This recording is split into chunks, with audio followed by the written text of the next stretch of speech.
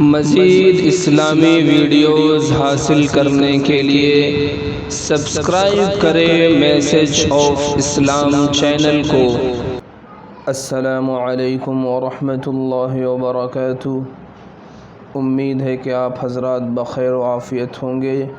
ناظرین، استقبال ہے آپ کا میسج آف اسلام میں احمد واسع قاسمی آپ کے سامنے ایک نئی ویڈیو کے ساتھ حاضر ہوا ہوں۔ جی ہاں ناظرین، اس سے پہلے ہم نے آپ کے سامنے شرائط نماز اور فرائض نماز کے تعلق سے ویڈیو اپلوڈ کی تھی۔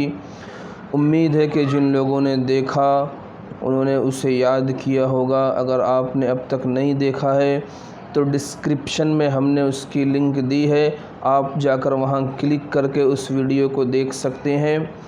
آج کی ویڈیو میں ہم جو آپ کو بتائیں گے وہ واجبات نماز کے تعلق سے آپ کے سامنے کچھ باتیں رکھیں گے کہ نماز کے اندر کتنے واجبات ہیں، اور ان واجبات میں سے اگر ایک بھی واجب چھوٹ جائے تو ہمیں نماز کس طرح ادا کرنی ہے، کیا ہماری نماز نہیں ہوگی یا ہمیں سجدے سہو کرنا ہے، تو وہ سارے مسائل انشاءاللہ آپ کے سامنے رکھے جائیں گے۔ اس سے پہلے آپ تمام احباب سے گزارش ہے کہ جن لوگوں نے اب تک ہمارے اس چینل کو سبسکرائب نہیں کیا ہے وہ سبسکرائب ضرور کر لیں تاکہ اسی طرح کی مزید اسلامی ویڈیوز اور دینی مسائل آپ تک بآسانی پہنچ سکے۔ ناظرین گرامی، آپ کو معلوم ہے کہ نماز ہر مسلمان پر فرض ہے، کہ اسلام کی جو 5 بنیاد ہے اس میں سے نماز ایک واحد ایسے عبادت ہے جو ہر مسلمان پر فرض ہے۔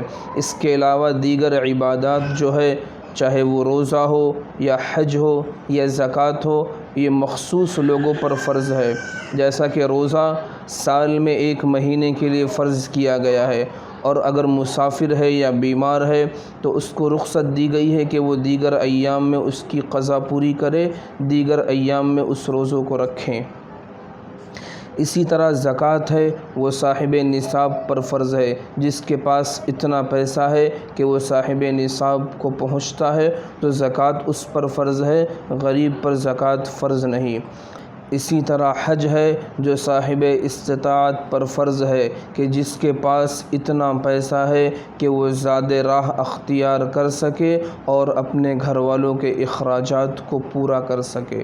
مگر نماز ایک ایسی عبادت ہے کہ اسلام کے اندر داخل ہونے کے بعد اور ایمان لانے کے بعد یہ اس پر فرض ہو جاتی ہے، اور پھر کسی حالت میں بھی اس کا چھوڑنا درست نہیں ہے، کہ اگر بیمار ہے، پریشان ہے، مسافر ہے یا سفر میں ہے، کسی بھی حالت میں نماز کی رخصت نہیں ہے۔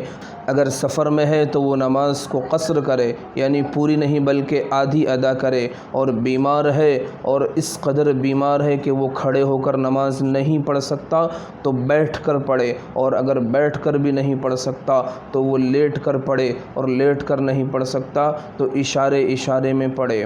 یعنی کہ نماز کسی بھی حال میں معاف نہیں ہے، وہ جس حالت میں ہے اسے اس حالت میں نماز ادا کرنا ہے۔ اس لیے نماز ایک ایسی عبادت ہے کہ جس کے مسائل کا جاننا اور اس کو یاد کرنا ہر مسلمان پر لازم اور ضروری ہے۔ حج کے مسائل ہر ایک کا جاننا ضروری نہیں، زکوٰۃ کے مسائل کو ہر ایک کے لیے جاننا ضروری نہیں ہے، لیکن نماز ایک ایسی عبادت ہے کہ جس کے مسائل کا جاننا ہر مسلمان پر لازم اور ضروری ہے۔ اس لیے کہ جب تک ہمیں ان مسائل کا علم نہیں ہوگا، جب تک ہم ان مسائل کو نہیں جانیں گے، اس وقت تک ہمیں یہ معلوم نہیں ہوگا کہ ہماری نماز صحیح طریقے پر ادا ہو رہی ہے یا نہیں، ہم جو نماز پڑھ رہے ہیں وہ صحیح طور پر پڑھ رہے ہیں یا نہیں۔ تو اس لیے نماز کے ان مسائل کا جاننا ہمارے لیے ضروری ہے جس کے ذریعے ہم اپنی نماز کو صحیح کر سکیں۔ تو آج کی ویڈیو میں ہم آپ کے سامنے واجبات نماز کو بیان کریں گے۔ آپ اسے غور سے سنیں اور اسے نوٹ بھی کریں اور اسے یاد بھی کریں تاکہ آپ کو پتہ چل سکے کہ نماز کے اندر کون کون سی چیزیں واجب ہے، کہ ان کے چھوٹنے سے سجدے سہو لازم آتا ہے۔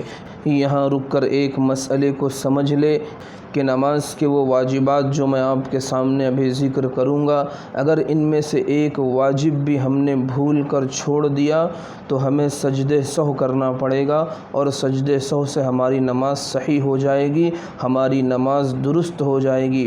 اور اگر کسی نے ایک واجب کو بھی جان بوجھ کر چھوڑا تو اس کی نماز نہیں ہوگی، اسے نماز دہرانی ہوگی، کہ بھول کر چھوڑنے سے سجدہ سہو کے ذریعے آپ کی نماز صحیح ہو جائے گی، لیکن کسی نے اگر ایک رکن کو بھی، ایک واجب کو بھی جان بوجھ کر چھوڑا تو اس کی نماز صحیح نہیں ہوگی، اسے نماز دہرانی ہوگی۔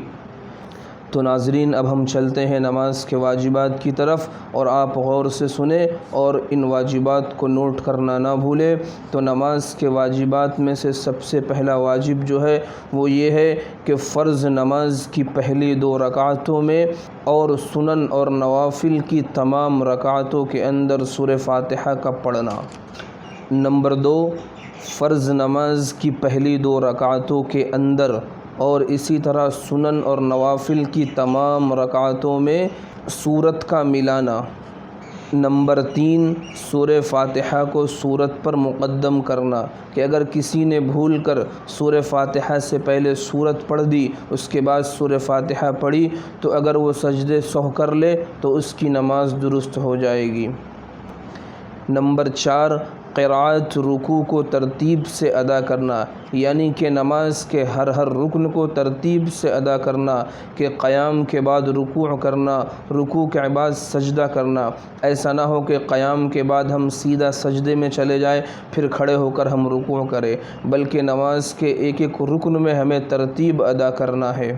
نمبر 5، تعدیل ارکان کا ادا کرنا، یعنی نماز کے ایک ایک رکن کو اطمینان کے ساتھ ادا کرنا، کہ بعض لوگوں کو دیکھا گیا ہے کہ وہ نماز اتنی جلد ادا کرتے ہیں اور نماز اتنی تیزی کے ساتھ پڑھتے ہیں کہ قیام کے بعد رکوع میں گئے اور رکوع سے جو اٹھ کر قومہ کیا جاتا ہے اس میں اتنی دیر بھی نہیں کھڑے ہوتے کہ فوراً سجدے میں چلے جاتے ہیں، اور بعض تو وہ ہیں کہ جن کا قومہ بھی درست نہیں ہوتا، وہ سیدھے طور پر کھڑے نہیں ہوتے، رکوع سے تھوڑا اٹھے اور فوراً سجدے میں چلے گئے۔ تو اس طرح کرنا بھی آپ کی نماز کو خراب کر سکتا ہے، اس لیے نماز کے ایک ایک رکن کو اطمینان سے ادا کرنا، اسی کو کہتے ہیں تعدیل ارکان کا ادا کرنا۔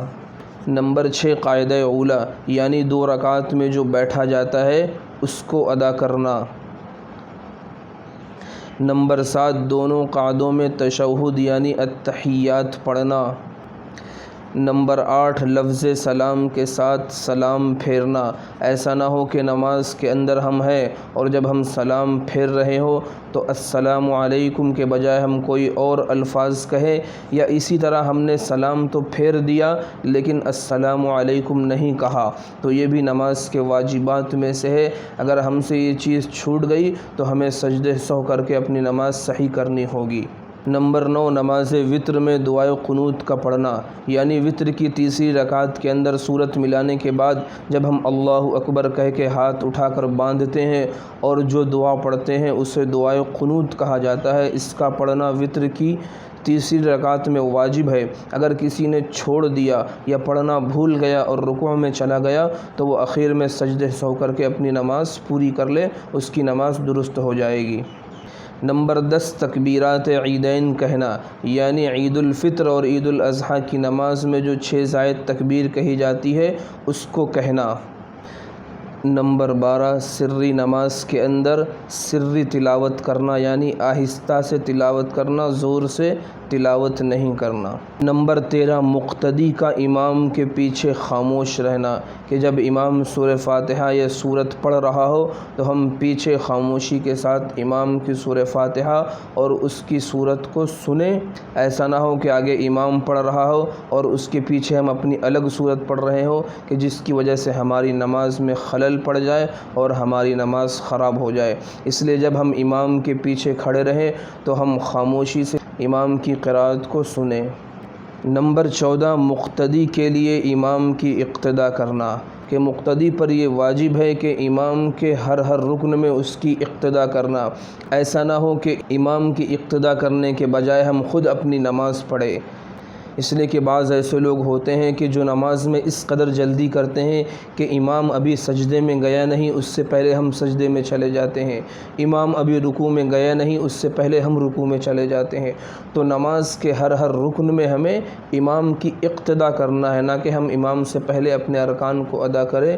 تو یہ نماز کے وہ 14 واجبات تھے جو میں نے آپ کے سامنے ذکر کیے۔ امید ہے کہ آپ کو ہماری آج کی ویڈیو پسند آئی ہوگی۔ تو یہ نماز کے واجبات کو ہم یاد کریں، اس سے لکھیں اور اسے یاد کریں، اور اس ویڈیو کو اپنے دوست احباب تک بھی خوب شیئر کریں تاکہ وہ بھی نماز کے ان مسائل کو یاد کر سکے اور جان سکے، پھر ان مسائل کی روشنی میں وہ اپنی نماز کو صحیح طور پر ادا کر سکے۔ اللہ تبارک و تعالی سے دعا ہے کہ وہ ہم تمام کو ان باتوں پر عمل کی توفیق عطا فرمائے۔ آخر میں درخواست ہے کہ اگر آپ ہمارے اس چینل پر نئے ہیں تو ہمارے اس چینل کو سبسکرائب کرنا نہ بھولیں تاکہ مزید اسلامی ویڈیوز اور دینی مسائل آپ تک بآسانی پہنچ سکے۔ السلام علیکم ورحمۃ اللہ وبرکاتہ۔